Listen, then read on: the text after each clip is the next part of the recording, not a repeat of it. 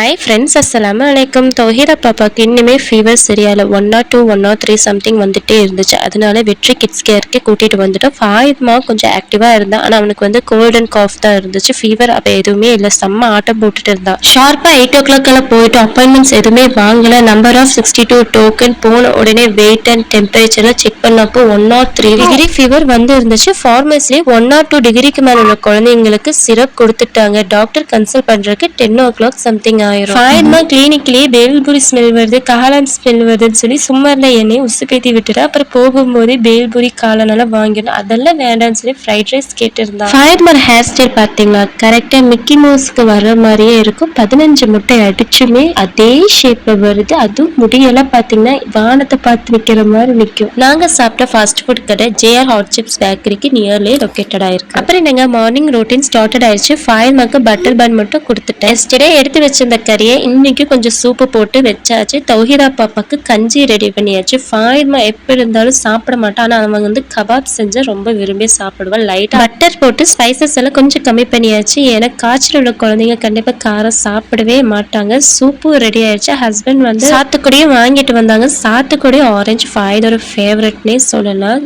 Soup வைக்கும் போது நான் குருமிளகு ஆட் பண்ணவே இல்லை. எதனால தௌஹீதாக்கும் ஃபாயித்மாவுக்கும் கொடுக்கணும். அவங்களுக்கு கொஞ்சம் எடுத்ததுக்கு அப்புறம் எங்களுக்கு அளவான பெப்பர் எல்லாம் போட்டு கொதிக்க வச்சாச்சு. இவங்க 2 பேருக்குமே லஞ்ச் எடுத்துட்டு மேலே வந்துட்டேன். ஏன்னா 2 பேருமே ரொம்ப டயர்ட்னஸ் ஆயிட்டாங்க. மேலே பெட்ல பேசாம படுத்துட்டு இருந்தாங்க. கொஞ்சம் கொஞ்சமா ஒத்தனை வச்சுட்டே இருந்தேன். ஆக்டிவா உள்ள குழந்தைங்க ஃபீவர் வந்து டயர்ட்னஸோட நம்ம பார்க்கும்போது ரொம்பவே கஷ்டமா இருக்கும். அதுவும் 2 பேத்துக்குமே ஃபீவர், ஒருத்தருக்கு மாற்றி ஒருத்தருக்கு வந்துருச்சு. அவங்க கூட இருந்து எனக்கு கோல்ட் அண்ட் காஃபும் பிடிச்சிருச்சு. காலையிலே நேரம் விசாரிக்கிறதுக்கு வீடியோ கால் ஆடியோ கால் வந்து எல்லாருமே பண்ணிட்டு இருந்தாங்க. ஃபர்ஸ்ட் என்னோட ஃப்ரெண்டு தான் பண்ணியிருந்தா. அவர் ரயில்வே ஸ்டேஷன்ல ஒர்க் பண்ணிட்டு இருக்காங்க. ஃபாயித்மாக்கு வந்து ட்ரெயின்னா ரொம்ப பிடிக்கும். அதையே காமிச்சிட்டு சமாளிச்சுட்டு இருந்தோம். இப்படியே டின்னர் டைமும் வந்து இருந்துச்சு. நாத்தனா குழந்தைங்க எல்லாருமே இருந்தாங்க. அதனால வெளியில இருந்து தான் இந்த தடவை மாவு வாங்கியிருந்தோம். மாவு அரைக்கிறதுக்கு டைமே இல்லை. தக்காளி பஜ்ஜி தான் செஞ்சிருந்தேன். இந்த நாளை மறக்கவே முடியாது. குழந்தைங்களையும் பார்த்துட்டு வீட்டு வேலையே செஞ்சுட்டு கீழே மேலே எத்தனை தடவை ஏறி இறங்குன்னு எனக்கு தெரியவே தெரியாது. எல்லாமே மொத்தமா எனக்கு நெய்ட்டு தான் எஃபெக்ட் பண்ணும். அய்யூப் அலைஹிவஸல்லம் அவர்கள் அல்லாஹ்விடம் கேட்ட துவா,